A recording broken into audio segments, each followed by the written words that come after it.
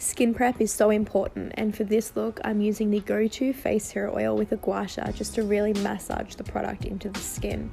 Over the top of this I'm using the Charlotte Tilbury Magic Cream. This is a favourite moisturiser, it's super nourishing, and I'm just buffing this into the skin with an IT Cosmetics buffer brush. Moving on to lips, I'm just going to start by hydrating them with a lip balm, and for this I'm using the By Terry lip balm, and it's got a beautiful rose scent and it's super hydrating. One of my secrets for that lit from within glowing skin look is to apply illuminator underneath foundation. So for this I'm taking the RMS Living Luminizer and just applying it to the high points of the face. Lara has beautiful skin naturally, and I'd still like her natural freckles to shine through, so I've used the Laura Mercier Tinted Moisturizer, and I'm also making sure that I bring this down her décolletage. Under the eyes, I'm using a concealer. This is the Giorgio Armani Luminous Silk Concealer. I also like to apply this around the nose area or anywhere where we might naturally get a little more red. Moving on to bronzer, I'm taking one of my favourites. It's the Tom Ford Shade and Illuminate. I'm applying this with a Ray Morris number 27 brush just to really blend this out. I'm using this in the shade Intensity 1, and when I'm applying bronzer, I just like to start under the cheekbone. I also take it over the forehead, and I also like to take it under the jawline. Another spot where you can apply a bit of bronzer is just on the side of the nose, and it just gives you that little bit more of a natural sun-kissed look.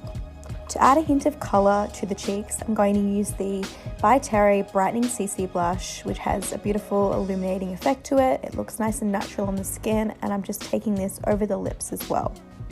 I always use cream products first and then set with a little bit more of a powder product. And for this, I'm using the Charlotte Tilbury Airbrush Bronzer in medium 03, and I'm just buffing this anywhere I applied the cream products. Moving on to brows, I'm just brushing them up with a L'Oreal Brow Gel, and this one is in the shade Blonde. To start off the eyes, I'm going to use a soft bronze out of this Tom Ford palette and add this as a bit of a bronze wash all over the eyelid. The brush I'm using is a Zoeva 228 crease brush.